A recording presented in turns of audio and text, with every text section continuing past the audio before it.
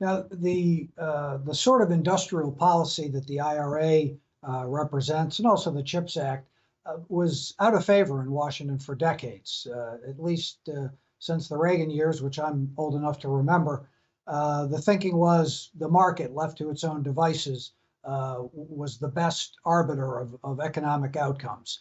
What's the theory of the case behind the IRA? Why is the private sector on its own not able to sniff out these opportunities in the transition to cleaner energy and act on them without this level of government involvement?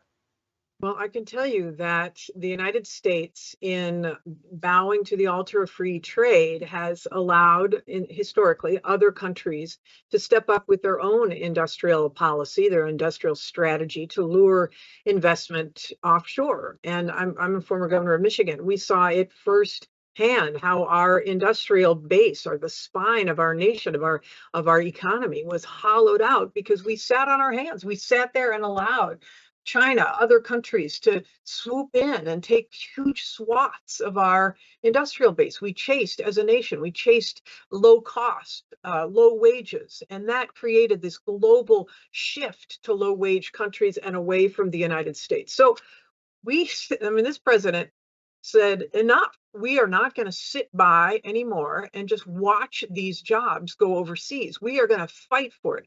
We are no longer just going to bring a knife to a gunfight, a global gunfight for these jobs. We are going to get in the game, and we are going to recruit back supply chains that we have lost and be at the forefront of new technologies that we want to create. This is a $23 trillion global market in clean energy and clean energy products by 2030, according to Bloomberg. $23 trillion. So we can sit by and allow other countries to swoop in and gain their share of that market and corner it, or we can say, heck no, we are getting in this and we're going to fight for our share of it. So that's what this president has done. I'm so glad. I used to say when I was governor of Michigan, this may be controversial, but I used to say NAFTA and CAFTA have given us the shafta, because all we did was watch all these jobs go away. That is not happening anymore. And so I, for one, and I know a lot of people on both sides of the aisle, are really happy that we are fighting for these jobs and these investments in this country.